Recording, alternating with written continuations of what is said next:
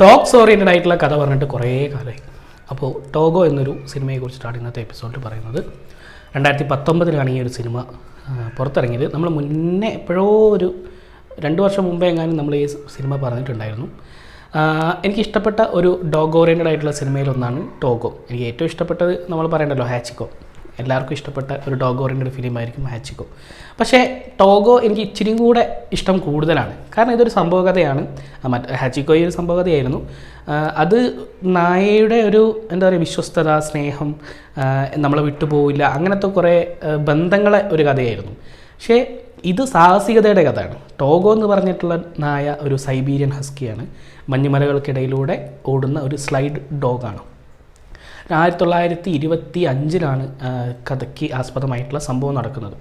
അപ്പോൾ ഒരു സെപ്പാല എന്ന് പറഞ്ഞിട്ടുള്ള നമ്മുടെ നായകൻ, നമ്മുടെ ഗ്രീൻ ഗോബ്ലിൻ, വില്യം ഡോഫോ അവതരിപ്പിക്കുന്ന കഥാപാത്രം. സെപ്പാലയ്ക്ക് ഒരുപാട് ഡോഗ്സ് ഉണ്ട്. അപ്പോൾ ഈ മഞ്ഞുകാലം വരുമ്പോൾ അലാസ്കയിലാണ് കഥ നടക്കുന്നത്. അപ്പോൾ മഞ്ഞുകാലം വരുന്ന സമയത്ത് ഇങ്ങനെ ഈ റൈഡൊക്കെ ചെയ്യുമല്ലോ, കുറേ ഡോഗ്സിനെ വെച്ചിട്ടൊരു റൈഡ് അങ്ങനെ പോകുമല്ലോ.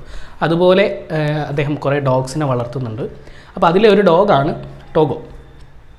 അതിൽ പ്രായത്തിൽ മുന്തിയ ഒരു ഡോഗാണ്, ബുദ്ധിമാനായിട്ടുള്ള സ്മാർട്ടായിട്ടുള്ളൊരു ഡോഗാണ്. അങ്ങനെ ഈ 1925 കാലഘട്ടത്തിൽ ഡിഫ്തീരിയ എന്നുള്ള ഒരു രോഗം അവിടെ പിടിപെടുകയാണ്. അപ്പോൾ തണുപ്പ് കാലമാണ്, കൊടുങ്കാറ്റ്, കൊടുങ്കാറ്റൊക്കെ വീശുന്നുണ്ട്.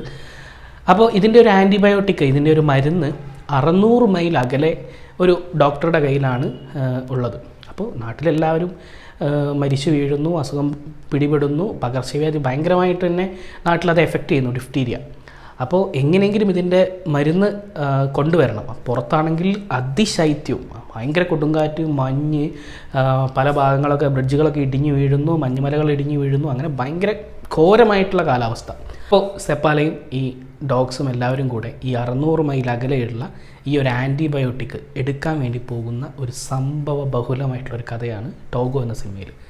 ആദ്യം വേറെയും കുറേ ഡോഗ്സ് ഉണ്ട് കേട്ടോ, ടോഗോ മാത്രമല്ല, അതിൽ വേറെയും കുറേ ഇമ്പോർട്ടൻ്റ് ആയിട്ടുള്ള കിഡിലൻ ഡോഗ്സ് ഉണ്ട്. അപ്പോൾ ഇവരൊക്കെ ഈ സെപ്പാലയാണെങ്കിൽ ഫുള്ള് മൂടി പുതച്ചിട്ടാണ്, ഈ കമ്പിളിയൊക്കെ വെച്ചിട്ട് മൂടി പുതച്ചിട്ടാണ് ഇതിൽ പോകുന്നത്. പക്ഷേ എന്നിട്ടും അദ്ദേഹത്തിന് സഹിക്കാൻ പറ്റാതെ അദ്ദേഹം ബോധം കെട്ട് വീഴുന്നുണ്ട്. കാരണം അധികം തണുപ്പടിച്ച് കഴിഞ്ഞാൽ ബ്രെയിൻ വർക്ക് ചെയ്യില്ല. അപ്പോൾ അങ്ങനെ കുറേ കാര്യങ്ങളുണ്ട്. അപ്പോൾ ഈ സമയത്ത് ഡോഗ്സൊക്കെ ഇട്ടിട്ട് ഇങ്ങനെ പായുന്ന കുറേ രംഗങ്ങളുണ്ട്. അതൊക്കെ കിഡിലനാണ്. അപ്പോൾ തീർച്ചയായിട്ടും നിങ്ങൾ കണ്ടു നോക്കാവുന്ന ത്രില്ലടിച്ച് സീറ്റഡ് ത്രില്ലർ എന്നൊക്കെ പറയില്ല, അത്തരത്തിലുള്ള ഒരു സാഹസികതയുടെ ഒരു കഥയാണ് ടോഗോ എന്ന സിനിമ. തീർച്ചയായിട്ടും കണ്ടു നോക്കുക. ഞാൻ ഹൈലി റെക്കമെൻഡ് ചെയ്യുന്നൊരു സിനിമയാണ്. ക്ലൈമാക്സിലേക്ക് വരുമ്പോഴും അതിന് ഭയങ്കരമായിട്ടുള്ളൊരു കഥ.